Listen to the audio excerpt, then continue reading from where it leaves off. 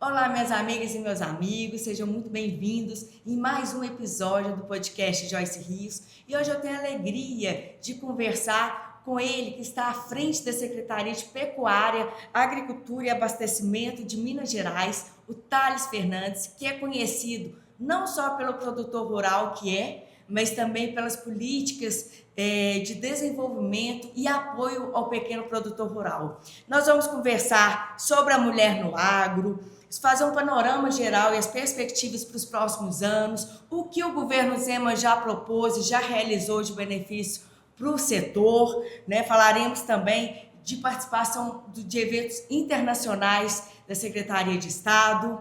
E com vocês, Thales Fernandes, muito obrigada pela confiança e pelo tempo. Eu que agradeço, Joyce, estar aqui com vocês, podendo falar um pouquinho da agropecuária de Minas Gerais, o trabalho que nós temos feito na Secretaria, né? O trabalho do IMA, da Matéria PAMI, que são as nossas vinculadas, e falar para os produtores rurais de Minas Gerais e também para esse pessoal que ainda não conhece bem o agro, o pessoal das cidades, e que precisa saber um pouco o que acontece nesse setor, que é, sem dúvida, uma locomotiva uma locomotiva da nossa economia em Minas Gerais. Prazer estar com vocês. Eu falo que a gente tem que desmistificar o agro perante a grande população, né? Porque às vezes ele é mal visto, mas por falta de conhecimento. Sem dúvida. As pessoas têm que conhecer um pouco mais o que nós fazemos, quem somos, né? Isso é muito importante. A cidade tem que nos conhecer melhor, mas Minas Gerais, eu brinco, é uma grande fazenda a céu aberto. Né? Todo mundo tem um pezinho no agro em Minas Gerais, é do interior, são 853 municípios, todos com atividades agropecuárias,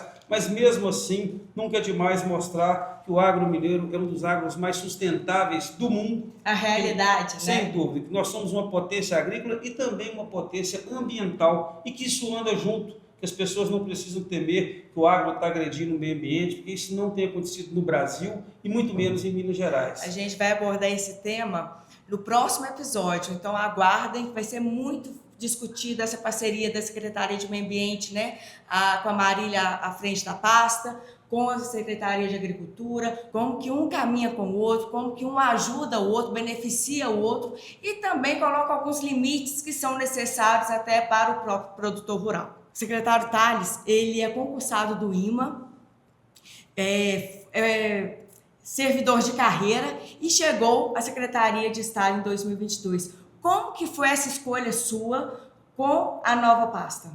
Bom, Joyce, isso aí é uma história que eu fico até às vezes meio assustado, porque quando eu vejo sentado aqui na cadeira de secretário, não que eu não a mereça e acho que as pessoas... Muito pelo contrário, a gente sabe que para entrar no governo Zema tem que ser muito merecedor. As pessoas têm que ter muito cuidado com o que quer na vida, que às vezes as coisas acontecem. Mas eu sempre fui muito dedicado ao agro, sou produtor rural, sempre gostei muito do que faço. E sou, desde o concurso do IMA em 98, quando eu entrei, eu fui de chefe de escritório até diretor-geral do IMA. Conheceram bem o sistema agricultura, trabalhando no sistema agricultura, num órgão de fiscalização que não é fácil você conciliar um órgão regulatório com o desenvolvimento, principalmente no campo, e isso vem trazendo uma bagagem, uma aproximação muito grande do setor, e quando a nossa querida Ana Valentini, que eu cumprimento aqui, que deixou a secretaria, a primeira mulher que nós tivemos na Secretaria da Agricultura em 130 concreto, anos, né? Da SEAPA, ela afastou para candidatar a deputado estadual, houve um processo seletivo e eu fui escolhido e sou muito honrado de ocupar essa cadeira e de servir aos mineiros nessa condição de secretário da Agricultura. Mas eu digo que realmente, para mim, é muito gratificante, coroa a minha trajetória, ter feito um concurso público numa instituição ligada à secretaria e hoje estar aqui com os meus amigos como secretário da Agricultura. O serviço público é muito interessante, que ele nos dá várias oportunidades. Um dia eu sou seu chefe, amanhã você é minha chefe, a gente vai trabalhando em conjunto e isso forma um sentimento de equipe muito forte no sistema agricultura e que tem me ajudado muito a fazer essa gestão. Você acha que esse é o diferencial de que o governo de Minas Gerais tem se destacado muito na conduta com o desenvolvimento do agronegócio de forma sustentável? Sem dúvida, não só no agro.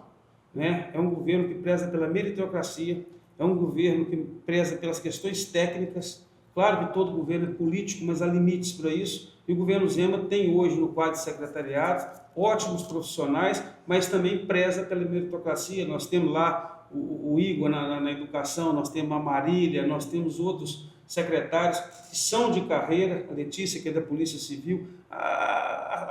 Eu acho que as escolhas foram muito bem feitas e, principalmente, nós trabalhamos em equipe. Nosso maestro é o governador Romeu Zema, o vice-governador professor Matheus, que nos dá as diretrizes, mas uma equipe muito coesa, que trabalha muito junto, sem vaidade, sem um querer aparecer mais do que o outro, sabendo as prioridades. Então eu vejo que nós estamos muito no caminho certo para avançar em Minas Gerais mesmo. Maravilha. Só reforço que a gente vê de fora, né? Essa parceria e essa falta de ego que muitas vezes na política destrói uma carreira política e até com boas intenções. Pois é. Né? Ô, secretário, e qual é a principal missão e objetivos hoje da Secretaria de Agricultura do Estado? Bom, a agricultura em Minas, ela é realmente um dos carros-chefes da economia. Então, ela é muito diversificada, né? Mas eu tenho colocado uma bandeira para poder ficar marcada, um legado que eu quero deixar nessa gestão na Secretaria, que é a questão da irrigação. Para mim, sem dúvida, a gente incrementar e fomentar a agricultura irrigada em Minas Gerais vai ser um grande marco, porque, para você ter ideia, nós só temos 15% da nossa área irrigada hoje em Minas Gerais, é muito pouco.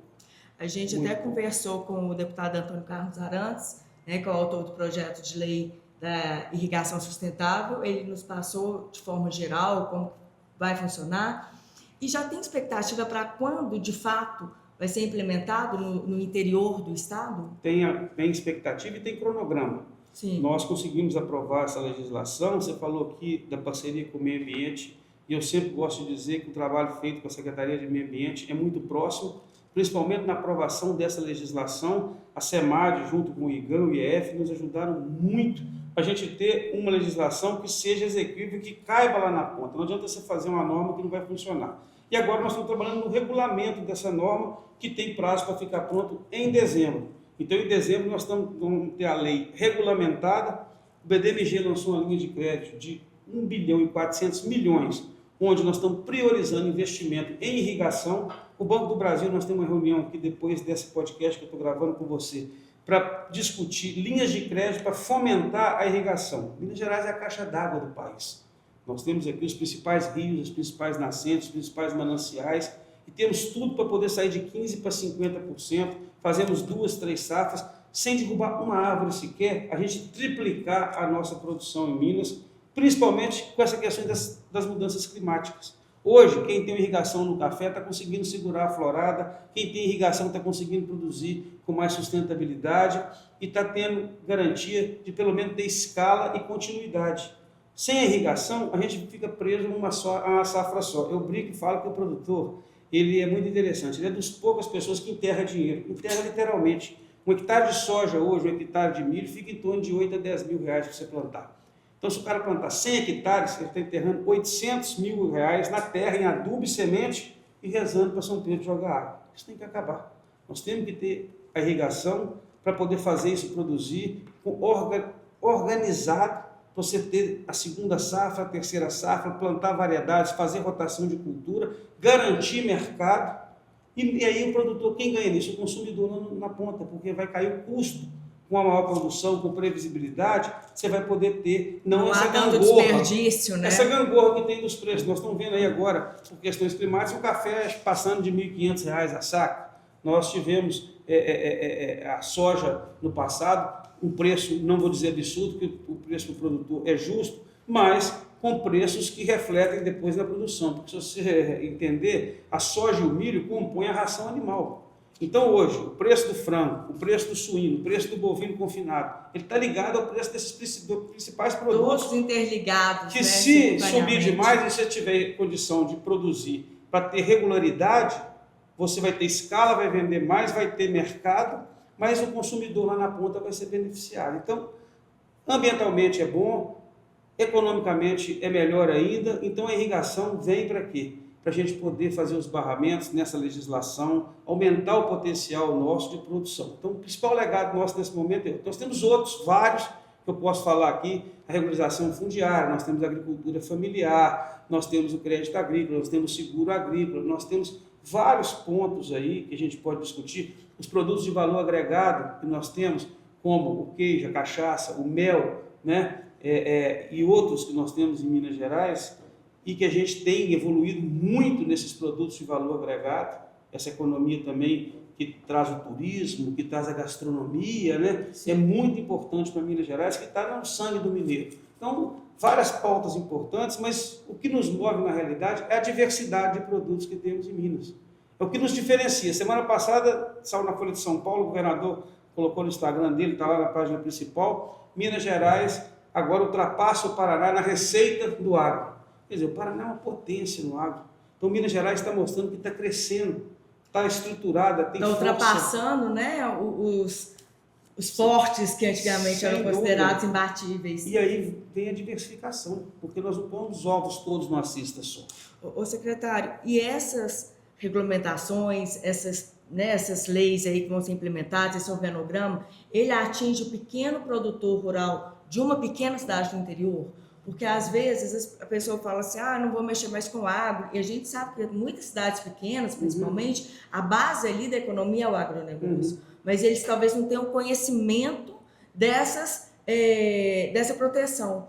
Como que vocês vão canalizar e distribuir, entregar esse material para o pequeno produtor rural? Boa pergunta, Joyce. A Secretaria da Agricultura ela tem 3 pilares. A extensão rural, que é feita pela Emater, que nós estamos hoje em 806 municípios. Nós temos a EPAMIG trabalhando na pesquisa agropecuária, e nós temos o IMA cuidando da segurança alimentar e da defesa sanitária, da questão das doenças que afligem os animais e as plantas. A nossa Emater tem uma capilaridade muito grande, ela está praticamente no estado inteiro, e ela atende preferencialmente os pequenos agricultores. Então, todos os projetos voltados, ligados a políticas públicas, como a regularização fundiária, que é você descobrir que o cara está lá há 20 anos, 30 anos, 4 gerações e não tem uma escritura da terra para participar de um programa institucional, como o Programa Nacional de Alimentação Escolar, como o PA, Programa de Aquisição de Alimentos, não pegar um empréstimo no banco. Nós estamos chegando nesses produtores, nós estamos batendo recorde em cima de recordes de entregas de títulos de regularização fundiária em Minas. Outro programa que nós estamos trabalhando, o Programa dos Produtos Artesanais. Essa semana passada publicamos o Programa do Queijo Minas Legal, PQML. Nunca teve um programa de Estado voltado para o queijo. Teve várias instituições fazendo várias ações descoordenadas para poder chegar no produtor. E chegaram, mas agora nós temos um programa de Estado, que mesmo que a gente saia, a gente não esteja aqui amanhã, e o grande problema que eu vejo das políticas públicas é a descontinuidade. Sim. Tá? Nós temos agora um programa, uma lei. A lei, eles vão ter que revogar a lei na Assembleia, se for o caso. E o produtor, amparado por essa lei, tem regras para poder produzir, não vai ter abusos da fiscalização, não vão ter questões de crédito sendo colocadas, como vão ser distribuídas, assistência técnica e a questão da comercialização. Porque não é só produzir, comercializar também é uma arte das mais difíceis que tem. É a entrega, né? E muitas vezes o produtor, ele não tem esse viés de comercializador, ele gosta de produzir. E aí entra o que nós somos expert em Minas Gerais, expertise que nós temos, que é o cooperativismo. A Alceng é uma grande parceira nossa. Minas Gerais é exemplo de cooperativismo, principalmente para os pequenos agricultores, onde ali nós fazemos uma comercialização nas cooperativas que fomenta o estado inteiro e está, sem dúvida, reverberando nesses resultados econômicos que nós estamos vendo desse crescimento absurdo do agro em Minas Gerais. E antes da gente encerrar esse episódio, vamos só fazer um apanhado geral aqui, porque você falou uma coisa interessante. Eu acompanho, né, muitas cidades do interior e tal, no agronegócio e tudo, minha família é produtora rural também. E a gente percebe, às vezes, que aquela família, a geração que está vindo, ela tem um amor pela produção, né? Às vezes tem a intenção de criar um queijo diferente, um queijo verde, igual tem acontecido agora, que vai ser comercializado. Mas não sabe da política que tem por trás dela para ela crescer nesse momento. Né? Ela só sabe produzir, mas ela não tem o meio para chegar e não acredita muitas vezes. A gente vê essa diferença nos municípios, nos pequenos municípios hoje, com essas políticas que têm chegado de fato, né, aos principais necessitados, que são os pequenos produtores rurais. Você vê uma coisa básica, né, que nós fizemos no governo de Minas, uma política pública. Nós recebemos da RASCO, uma doação, 50 mil toneladas de agrosilício, que é um corretivo de solo. Nós fizemos um trabalho com a Emater para distribuir isso anualmente, com análise de solo, que é uma coisa básica. Como é que você vai plantar se você não corrigir o solo? Você hoje não vai no médico se você não te fizer um exame de sangue e souber o que você tem. O produtor não pode plantar hoje, investir, colocar adubo na terra, gastar dinheiro, semente cara, se ele não tiver uma análise. Nós estamos com um trabalho, principalmente para os pequenos agricultores, para os pequenos municípios, para essa distribuição do agrosilício desse produto, direto para o produtor rural, gratuito, através das prefeituras, com análise de solo feita pelo Emater coletando, sendo feita de graça nos laboratórios do IMA e com acompanhamento técnico. Não adianta também você colocar dinheiro, você colocar principalmente pessoas envolvidas nisso, se não tiver o que nós chamamos de assistência técnica. Sim. O produtor, se ele ganhar ali um kit de irrigação, que é um trabalho que nós fazemos no programa Irriga Minas, nós já vamos distribuir no final desse ano 8.000 kits para pequenos familiares. Esses kits eles trabalham com áreas de 500 e 1.000 metros quadrados e produzem até 18.000 quilos de alimento ano com assistência técnica. E a meta nossa é 20.000 kits até o final do nosso governo para 20.000 famílias do semiárido. Só te cortando aqui, para encerrar mesmo esse episódio, mas é importante, os produtores rurais, eles precisam de passar pela prefeitura ou por algum órgão municipal para ter acesso a esses benefícios? Ou ele pode procurar direto uma IPAMIG, ele pode procurar direto a Secretaria de Governo? Como que esse pequeno produtor chega a ter esse benefício? Principalmente pela Emater. Ele não precisa procurar outro órgão a não ser a Empresa Mineira de Assistência Técnica e Extensão Rural, que está praticamente em todos os municípios de Minas Gerais. Lá ele vai ter um atendimento prioritário, vai ser mostrado para ele toda a política pública que nós temos em Minas Gerais, as linhas que nós temos, onde ele vai enquadrar, se é agroindústria de pequeno porte, se é olerícola, se é fruticultura, bovinocultura de corte, de leite, criador de subsistência, o que for. E nós temos política pública para ele hoje. Nós aprovamos na Assembleia o Funderu, Fundo de Desenvolvimento Rural, que nós vamos buscar agora aporte de recursos através de emendas institucionais, emendas de participação popular, emenda impositiva, convênios com ministérios, para a gente incorporar e termos lá um fundo que vai amparar esses produtores pequenos, que é não reembolsável, e outro que vai liberar uma linha de crédito a juros a nível de Pronaf, que é juros de 5% a 6% ao ano, que é um juros acessível para aqueles médios produtores. Porque nós queremos que esse produtor que está principalmente no semiárido mineiro, que ainda não tem água, que não tem uma produção garantida para vender, primeiro ele se alimente, tem alimento na casa dele, para depois ele comercializar. Nós distribuímos barracas para feiras livres, que vocês devem ter visto, aquelas barraquinhas verde e branca da SEAPA. Já distribuímos mais de 50.000 barracas no estado, para os municípios, para fazer aquelas feiras da agricultura familiar. Disseminamos isso aqui no BDMG, na cidade administrativa. Estamos aí dando esse apoio, por quê? Eu brinco e o que eu falo, às vezes as pessoas falam assim, o Thales exagerou, mas não é. O grande produtor, ele tem luz própria, ele busca assistência técnica, ele vem aqui no CA para me trazer problema para eu resolver para ele. E eu resolvo com o maior prazer, recebo todos. O pequeno, muitas vezes, nem sabe que a política agrícola existe. Se você não chegar nele, ele está lá, abandonado. E nós fizemos isso, nós chegamos lá na ponta, nesses produtores, com a regularização fundiária, com garantia safra, com a Emater, com a pesquisa da EPAMIG, Joyce. O que adianta ter pesquisa, 30 bilhões por ano, e você não conseguir fazer essa pesquisa chegar nos pequenos, ele não ter acesso à tecnologia de uma semente melhorada, de um adubo de melhor qualidade, de uma planta com resistência, de um conjunto de irrigação, né? Ele não ter condição de aprender. E aí, você falou uma coisa aqui mágica, é a sucessão. Melhor que fazer sucesso é fazer sucessão. E aí, as crianças agora, os jovens, estão vendo que realmente o campo tem futuro. E estão tendo prazer, né, em trabalhar ali sem com dúvida, os pais, em produzir, ver o produto dele. Ô, gente, esse episódio vai ficar um pouco mais extenso, porque não tinha como a gente cortar, né, no meio do caminho, um assunto tão interessante. E eu falo isso, ô secretário, porque eu ando muito nas cidades pequenas, nos pequenos municípios mesmo, nas zonas rurais de pequenos municípios, e as pessoas questionam muito. Como que eu fico sabendo de tal projeto? Como que eu me encaixo em tal programa? Isso. Porque nem todos os municípios, nem todas as prefeituras têm interesse ou têm conhecimento também, né, desses planos. Muito obrigada pela audiência, né? Muito obrigada, secretário, pela conversa. E no próximo episódio nós vamos falar ainda da mulher no agro. Quero focar com muito profundidade o Plano Safra, a bacia leiteira, que em Minas Gerais é a principal bacia leiteira do país, né? E muitos outros assuntos de interesse de você, produtor rural.